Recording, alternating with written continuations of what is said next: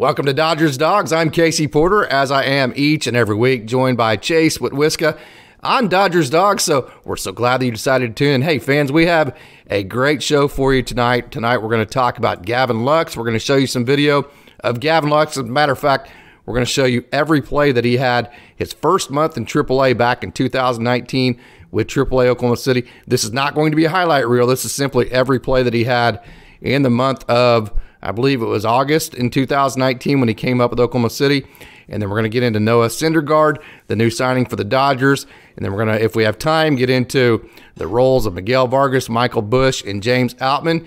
And that's a busy show. But before we get into that, Chase, again, welcome into the show. Glad to have you again this week. So excited about a busy show, huh? Yeah, man, I'm really excited, especially about this new signing.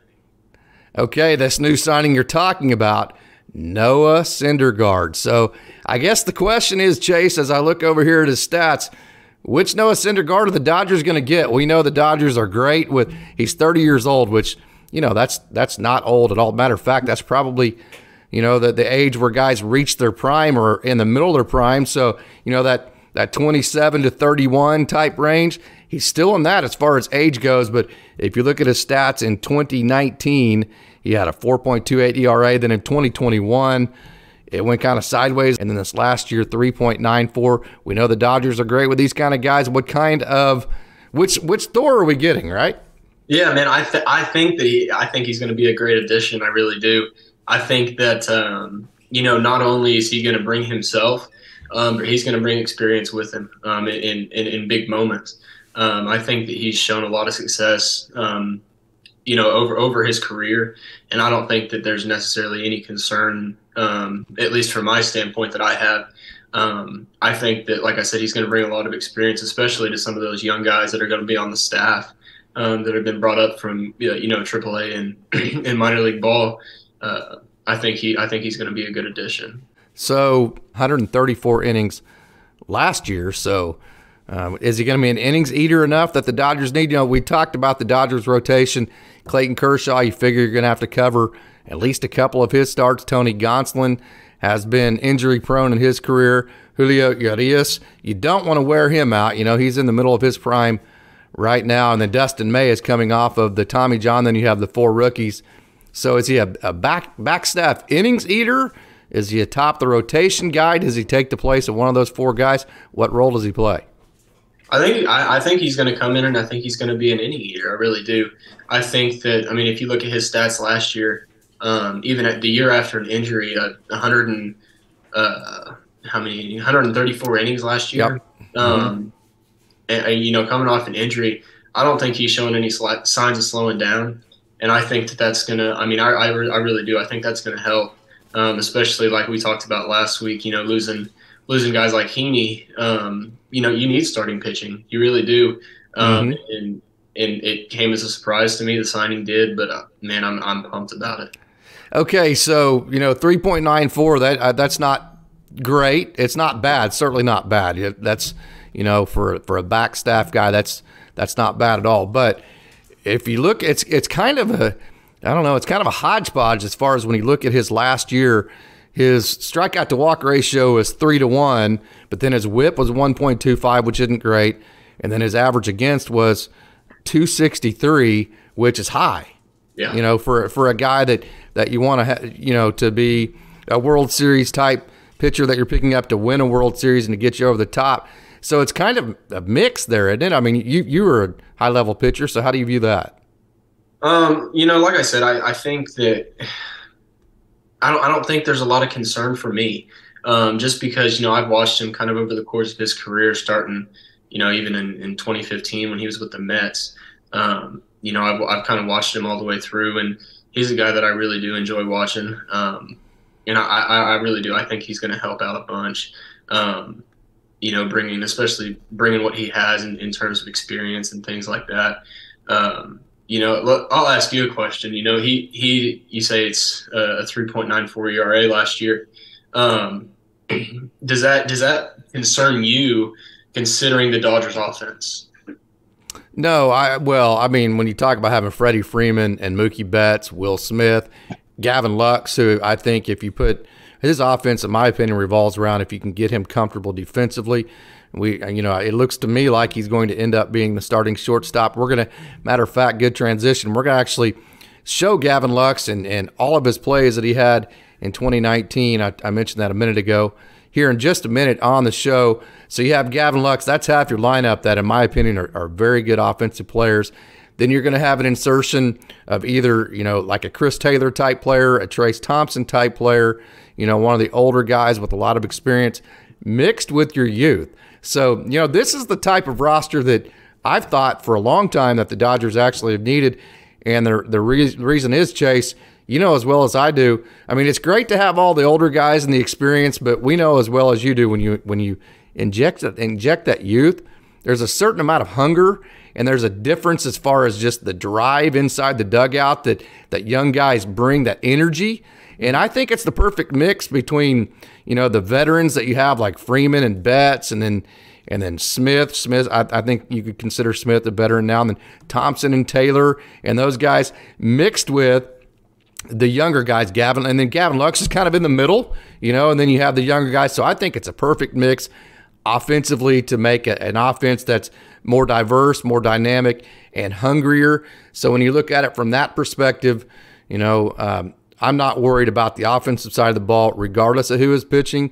It'll be interesting to see, is this a situation to where I think he's immediately going to get put on the 40-man and all that. He's making, $13 million a year for 1 year with about $1.5 million incentives. So, he's going to get some innings. He ate up 134 innings last year, and that would be big if the Dodgers could get anywhere, close to what he gave last year. You would imagine, the Tyler Anderson, the Chris Martins, the Evan Phillips, the Alex Vesias, the Andrew Heaney's, all those guys, the Yency Almontes.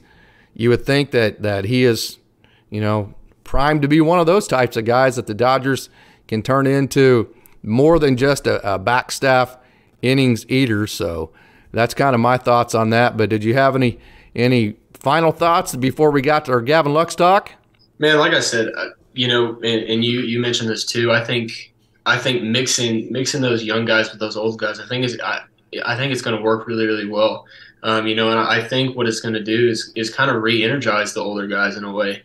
They're going to be around some young fellas, and I think that the veterans are going to bring things to the table, and so are the young guys. And I think that recording in progress, with those veterans being around those younger guys, I think that they'll find like you said, a little bit of a sense of hunger, and it might even make them feel young again. Yeah, that would be great. So, okay, big signing for the Dodgers, Noah Syndergaard. Again, I believe $13 million a year, 1 year, $1.5 million in incentives, and I don't know exactly what the incentives are off the top of my head. But hey, let's get to our next topic. What I'm so excited about, a big buzzword, a big buzz topic in the Dodgers organization, the shortstop position. So tonight on Dodgers Dogs, what we're going to show a video of Gavin Lux, and this is not a highlight video, okay? I want to make this real clear. This is not a highlight video. This is a video of every play that he had the first month that he came to AAA Oklahoma City, and I want to bring up a couple points before we get started. He had a fielding percentage in the 980 somewhere, which would be top 10 in the major leagues this year if you translated that out, and he did not make an error in his first 15 games, and I do believe he only made one error in the entire month, the entire first month that he was with AAA Oklahoma City. So the question marks for you, Chase Whitwiska, if I were to ask you, what are your question marks when you say Gavin Lux might be the shortstop next year? Man, my only concern is experience. And I really do. I like inserting the young guys, especially into a big environment. And I think that he will be a good fit if this is the direction that they go. But man, like I said, just a little bit of experience. Not only with the big club in LA, but at that shortstop position, because I think he's still getting used to it a little bit. Yep. But I think over time and with reps, I think he's going to end up being pretty good. Here we go. That's Dustin May on the mound, actually. Here comes Gavin Lux on several routine plays in a row. You can see him come in. Chase, go ahead and give me your thoughts as you watch this roll through, and we're going to roll through it several different times. Yeah, I mean, watching, even in those first couple plays, watching his arm, he has a good, strong arm, man. And which is counter to what Dodgers fans think. It's kind of the footwork and the arm angles that make his arm stronger from short. Would you agree with that? I would, definitely. And the next thing that I was going to mention is his footwork. His approach to the ball is high level, and just the way that he – Look at that play. Yeah, see, that's what I'm talking about. Goes about fielding it. There's a little bit of a sense of swagger there. There is. I think that's what I've been trying to tell everybody. He's a much more confident player at shortstop. I'm glad that you saw that. Yeah, I think that, especially playing shortstop. There's the one Dodgers fans are worried about. Having that little bit of swagger at shortstop's definitely not a negative thing at all. You kind of want one of those guys to, especially your shortstop, to be confident, to be kind of that guy that's not only a leader in the clubhouse but a leader on the field. And I think that just watching him and watching him play, there's no lack of confidence there. So I'm excited about it. I really am. If Dansby doesn't end up in a Dodgers uniform, I'm okay with him. Okay, so you've seen Gavin Lux play second base quite a bit. Okay, so take us through. He actually was not on the bag there. There was a replay of it, and he was off the bag by about 7 or 8 inches. It got called. That was before they had replay. That here's a turn from second base. Is that quick enough for you? It's quick enough for me. If it's quick enough to get the out, it's quick enough. Yeah, no doubt. And here's another play where he circles the ball. This is the one everybody wants to see right there. To your right, circle the ball, throw on the run. Footwork is perfect. That's actually Mitchell White on the mound. Here's one to home plate. That's the one he struggles with, that one that's right. See, okay, now that's what I wanted to mention. See, that throw to me didn't look very confident from home plate, if that makes sense. Let me go ahead and rewind that just a touch. Okay, let's watch this throw to home plate. See if you agree with me. This looks like the least confident throw of the entire video to this point. Watch this. Not confident. He bobbles it. He double clutches it. It's in the dirt. And the reason is, Chase, it's a different arm angle. It's a different arm slot. He's not able to use the footwork, and there he bobbles one. There's another one. That's his one error that he had the entire first month in AAA. It took him 15 games to make that error. Now look at the difference between him throwing it home and then having the footwork and moving everything towards first base. Would you see a difference there? There's definitely a difference, and one thing that I do want to kind of bring attention to is, what was that situation when you have all your infielders in, you have you obviously are trying to get this leading runner out. Good throw there. It was probably a high pressure situation, so I don't necessarily know if it was the throw that got him or just kind of the moment. There's a lot of pressure, especially on the infielders. When a pitcher makes a good pitch and you have a chance to get that leading runner out at home to, probably save the game for you. Yeah. So that was a high pressure situation that doesn't really bring a whole lot of concern to me outside of, like I said, that experience. So, I know you'd seen Lux quite a bit before, but just for Dodgers fans who haven't, okay, and who have only seen him play second base, give me the differences you see between Gavin Lux, the second baseman, Gavin Lux, the shortstop.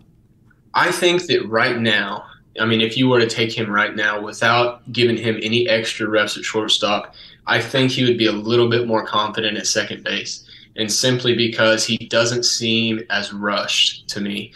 Okay. And I think that good reasoning behind that. Second base and shortstop, yeah, they're two middle infield positions, but they're very, very different. If you consider the throw and the way that you're moving and, how much time you have, you have a lot more time at second base than you do at short. Which, is that a good thing for Gavin Lux? Does that make him think too much? I think he's best when he just plays, man. So yeah, right. This play right here. Yes. If you look at that, there's not a whole lot of thought going into that outside of I'm going to make a play right here. And that's the mindset that you have to have as a shortstop. So, like I said, if you watch that play right there that we just saw again when he's throwing home, consider that situation and don't necessarily, make a judgment off of that. And again, this is not a highlight reel, folks. This is every play that he made his first month in AAA. I wanted to make sure that people knew I was not just putting a highlight out there, a reel out there, so they could, maybe only the good plays that Gavin Lux made. Look at that footwork. I love that stutter step, that confident where he's able to judge his hops. I think that whenever you're able to stutter step like that and feel the ball and come through it, that's a sign to me of being comfortable and confident. Would you agree with that? I would, definitely. Yeah, so, okay, Jackson Holiday, he was the first pick in this last draft. He was a shortstop, correct, in high school? He was. Okay, so you've seen what the highest level is. So take us through the mechanics, the footwork, the arm slots, all of that at Gavin Lux. You've seen it with Jackson Holiday, the first pick of this last 2022 draft. Kind of compare the two and tell me, what would make Gavin Lux successful from what you've seen, at least what made Jackson Holiday so successful. One thing that I see that's very similar is their approach to the baseball. Yep. That stutter step and kind of the way that they approach it is pretty similar. One thing that made Jackson as good as he is, is his confidence, is his swagger. He knows that he's the best player on the field anytime that he steps on it. And, at some point that may not be the case, but I don't think that that's going to be his mindset. If you talk to him, and I'll say this a billion times, he is the most humble kid that you're ever going to come across, especially in the situation that he's in. Mm-hmm. But he also knows that he's a good player. Right. And he doesn't let you know that verbally. He just shows you, and that's one thing that I love about him. Yeah. But like that play right there, I've seen Jackson make that play many a times, and yes, it was at the high school level. But that's a hard play to make, especially with guys that are quick down the line, running, 6'7", 6'9", 60s. Yeah. He's making those plays, and I think it's really, really similar. Okay, so we saw it all. Okay, and I know you had already seen him play quite a bit at shortstop in the past, and so having seen what you saw tonight, is there anything are you more encouraged if Gavin Lux is the shortstop next year? Does this video encourage you more or less? How does that work for you?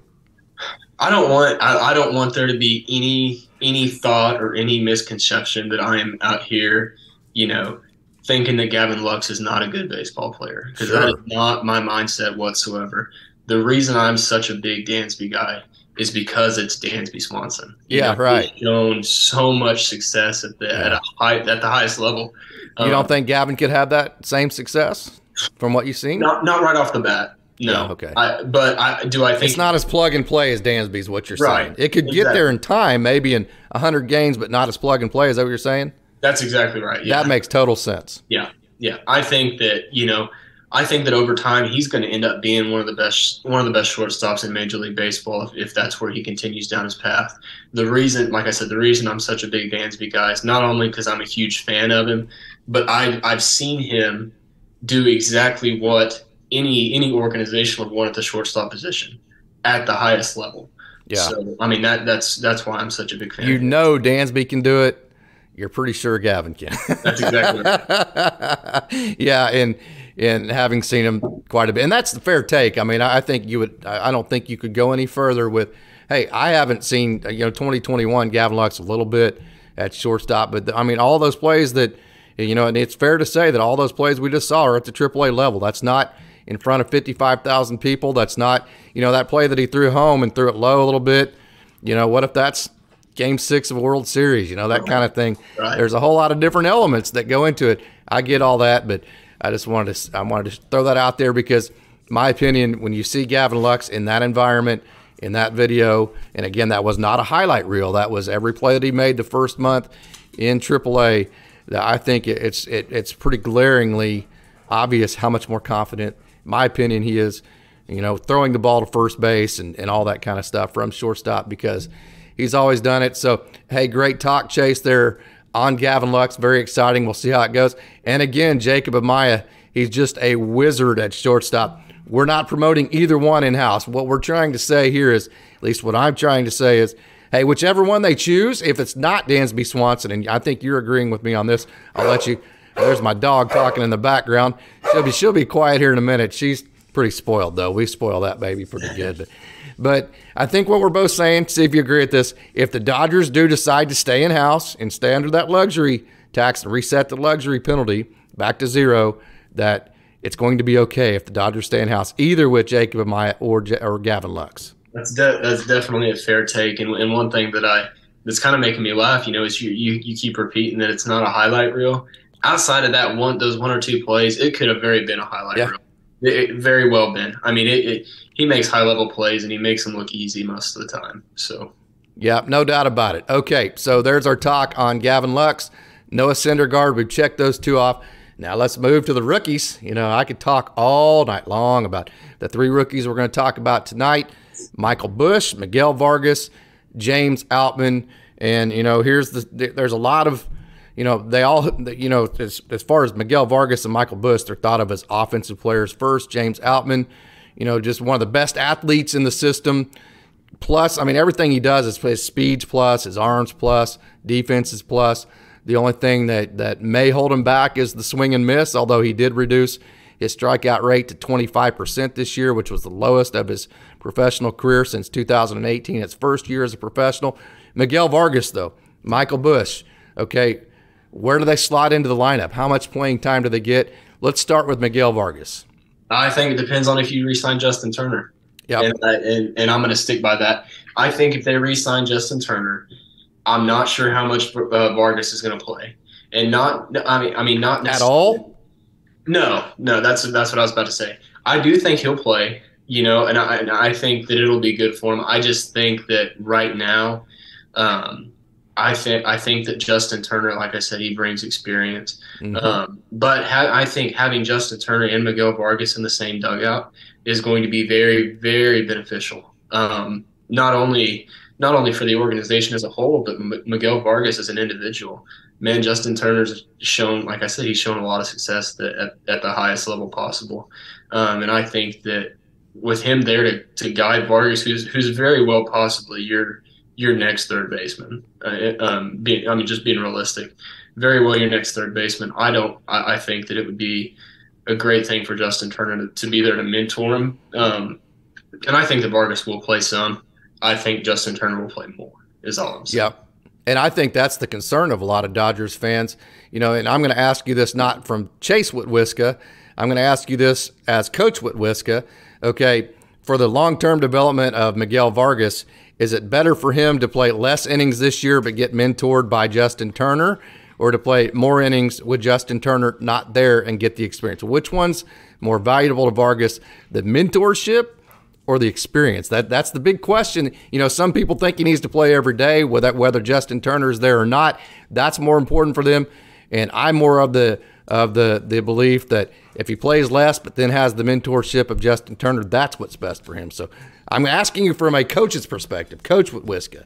Which way do you look at that? From a coach's perspective, man, I want the veteran leading the young guy. I really do. Even if it takes away innings. That's exactly right. And I think that if you want to give him extra innings, throw him in the outfield a couple times. It may not be at third base, but he's still seeing major league pitching. And that's going to play a big role. He's a great, great, great offensive player right now. But it was at the AAA level. Like I said a couple weeks ago, major league pitching is different. And he struggled at the major league level. That's exactly right. And I think that if you want to get him that experience, you can still get him that experience without him playing third base.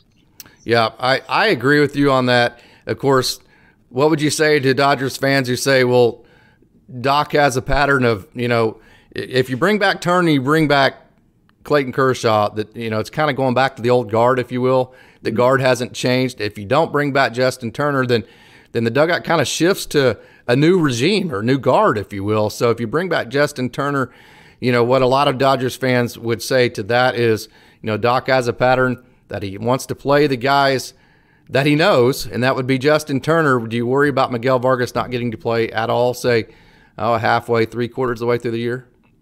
I don't. But what I do want to point out is don't fix it if it ain't broke. Yeah. If things are working with Justin Turner, go with him. especially once you get later into the season, playoff time. So do the Dodgers need to define these roles? If let's say they're talking to Turner, bringing him back, first of all, do they need to sit down with Turner and say, here is the exact amount of innings you're going to play at third? Do they need to do that, or do they just need to play it by ear, do you think? I think you'd play it by ear. I really do. And I don't know Justin Turner at a personal level, but I think if he sees an opportunity to mentor a young guy, I think he's going to take advantage of it. I think that he's going to do whatever it takes to not only help himself out, but help the organization out. So I think that you just kind of play it by ear and, give the guy some breaks sometimes. He is a little bit older. So just say, man, we're going to give you a rest, let Vargas go. And 9 times out of 10, I bet you he'll be like, all right, sounds good. And it's not like he can't DH, right? I mean, right. That's exactly right. So if you do want to insert him into the lineup every day, it doesn't have to be at third base. So if you bring back Justin Turner, let's say Justin Turner's playing third base that day, Max Muncy's playing second. Okay, so let's move to our next guy, Michael Busch. What does that do for him? It's tough, isn't it? It is, but that's another guy that you can throw out in the outfield, man. And left field, yeah. I mean, he's shown success there previously, so why not give him a shot in the biggest stage? I think that if they really want to incorporate these young guys, they'll find a way to get them on the field, whether that's at their primary or secondary position. And I don't think that they're going to put them in a position to fail either. So yeah. So here's my counter argument. Let me play devil's advocate. You got a young guy trying to adjust to Major League Baseball. You've mentioned it a couple of times. Hey, the major leagues are different than the minor leagues. First of all, there's 10 times the amount of people in the stands. The games actually matter. I mean, you always want to win the minor leagues, don't get me wrong, but whenever you have divisions and standings and all that, and you're playing the Giants and the Rockies and the Padres, that's way different than playing El Paso and those types of San Jose and places like that, right? Okay, so that's kind of the Gavin Lux deal, man. If you're playing them all around in different positions and they're trying to get comfortable at the major league level, but then they don't have a defined role, does that work? I think it does, man, because you put them on that stage. I think that when these guys make it this far, they're good. They're good baseball players. They're not just good second basemen. They're not just good shortstops. They're not just good outfielders. They're great point. So I think with that being said, I think that you still are preparing them. They're still seeing major league pitching. They're still playing in front of 55,000 people. They're still playing against Fernando Tatis Jr. I mean, there's no difference outside of, hey, you might be 9 on the position sheet instead of 4. So yeah, and like you mentioned on our last podcast, you're still getting 4 major league at bats every night. Which, if Miguel Vargas and Michael Busch are going to become the type of players that we all want them to become, we think they can become for the Dodgers. It's going to be their offense that does it. They just need to be adequate defenders. So that would be my point to the people that are worried about moving Vargas or Busch around, is that, my opinion, it's not going to affect their offense. They're that confident offensively. And, like you said, they're baseball players.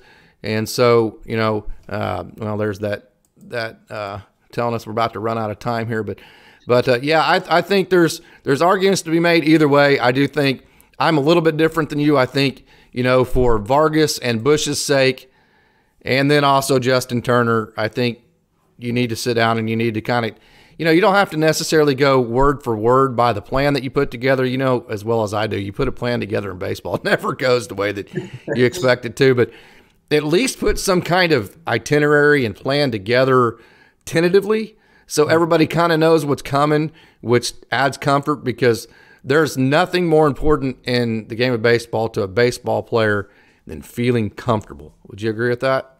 That's definitely fair. And I think that I think that building comfort, I think a lot of it's going to have to do with being at the plate. I really do. Like I said, you're seeing major league pitching. You're getting 4 at bats a game. And with the Dodgers offense, heck, you may even get 5. But I think that 50 to 60% of that comfort at the plate, as opposed to that 50 to 40 in the field. I think is going to play a bigger role.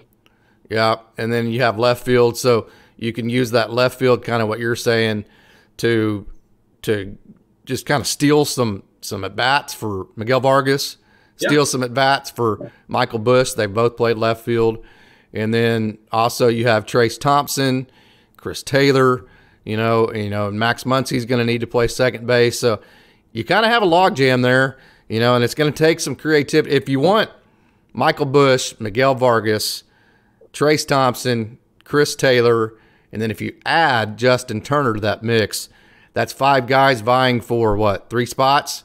Yeah. So, and then there's a DH, so really 4 spots.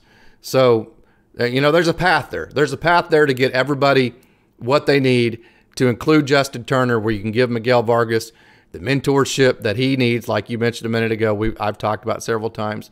And then also get the production that Justin Turner. Let's not forget, he was one of the best he may have been the best offensive third baseman in the game until the playoffs last year. So, okay, so there is a path there. Just kind of wanted to cover that log jam the Dodgers kind of have, as we have about 7 minutes left here on this podcast. Again, Dodgers Dogs, we're glad that you tuned in. Chase Whisker, you're seeing there, alongside Casey Porter. We bring you this each and every week. So let's move on now to the outfield. Of course, you have Mookie Betts in right. You have Trace Thompson that can play left field. Chris Taylor can be an outfielder. And then you have who in center field? Man, it depends on what you do in free agency. I think I really do. It's a tough James spot. Outman? I think that, you look at what he did when they brought him up. He hit 462. Yeah. 13 at bats. Home run in his first at bat. Yeah. Yeah, he hit a bomb. So he's shown success there. So I'm definitely not opposed to that. Getting hit almost 50% of the time in the major leagues when you got 13 ABs. I'd say that's pretty successful. I couldn't do it. Okay, on base percentage, 2022 minor league stats, 294. His OPS was 978. He hit 31 home runs, 106 RBIs, and that's with being one of the best athletes in the system. Some scouts would, the drawback they may say is that he still has a little bit of lift in his swing, a little bit of an uppercut to it, which causes him to swing and miss. And I did get a chance to talk to him while he was still in Tulsa last year for about 5 minutes. I don't like to bug the guys when they're in their work environment. I don't like to talk to them a whole lot other than when I interview them, because I know they're working and they need to be concentrating and all that. But did get a chance to just kind of side talk with him. The comment that he made was, hey, as you get better at baseball, the thing is just to minimize the down times. Don't, instead of going 0 for 16, let's go 0 for 4, So, because you're always going to have your good times, so let's minimize the bad times. I think he did a great job of that last year. He hit for 2 cycles last year, and they both came within 3 days of each other. Mm-hmm. He hit a couple of grand slams. So, okay, let's say the Dodgers don't sign Andrew Benintendi. Let's say the Dodgers don't get an outfielder. They don't trade for a Brian Reynolds. Okay, what are you going to get from James Outman in center field? I think that you're going to have a little bit of experience. He's still going to be a young guy. But like you said, he's a heck of an athlete. And I think that, that being in center field, it's definitely a plus. There's some balls that he's going to have to track down. There's some plays that are going to have to be made. And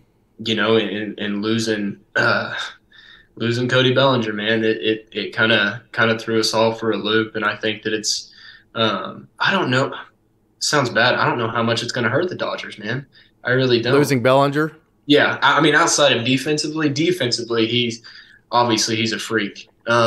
But I don't think you're going to lose a whole lot. I think people are going to be very, very pleased with James Outman's defense if he is your everyday center fielder.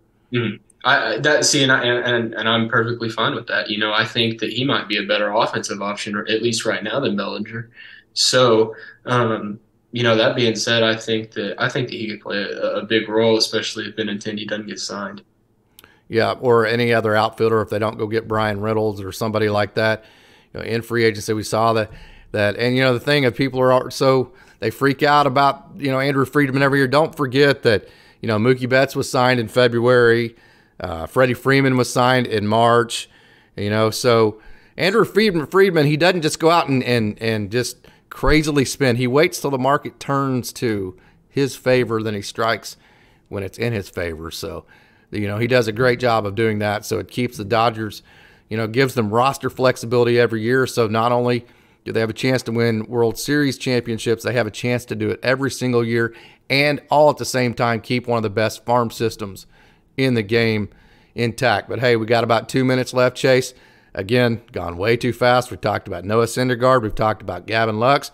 We've talked about Miguel Vargas a little bit, Michael Busch, James Outman. Final thoughts.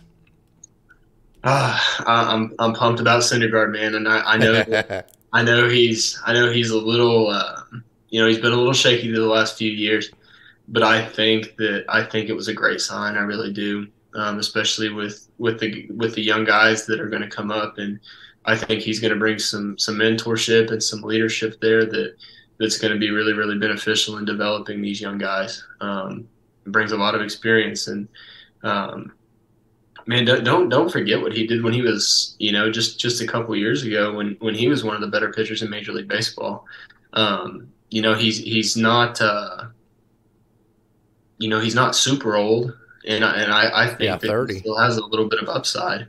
I think he's in his prime age right now. I think 30 could be considered in that prime territory. Yeah, especially as a pitcher. But man, that's the one I'm really excited about, and I think that if Gavin Lux does end up being the shortstop, I think we're going to be okay. Okay, very good thoughts. I'm going to go ahead, and we've got like about a minute and a half. I'm going to go ahead and finish my thoughts here. Whether they go with Gavin Lux, Jacob, or I will not back off of it. It doesn't matter to me which one they pick. I think either way, if the Dodgers stay in house, Dodgers fans are going to be pleasantly surprised with the shortstop you're going to get. I think the Dodgers, I've said this a couple times, I'm with you. I think the mentorship that Justin Turner would give Vargas outweighs the innings Vargas would lose at third base. I think if you add Justin Turner, then you have Justin Turner, Miguel Vargas, Michael Busch, and then, you have Chris Taylor and Trace Thompson. You have DH as well, and then Max Muncy. That's 6 guys for 4 spots. I think that's doable if you sit down and you put out an itinerary and you kind of tell everybody, what the situation is. But those are my final thoughts there. And then I obviously think James Outman's going to be a star. I'm huge on him. So, hey, we're out of time, Chase. Thanks again for joining. It's been a whole lot of fun, and that's been our latest edition of the Dodgers Dawgs podcast.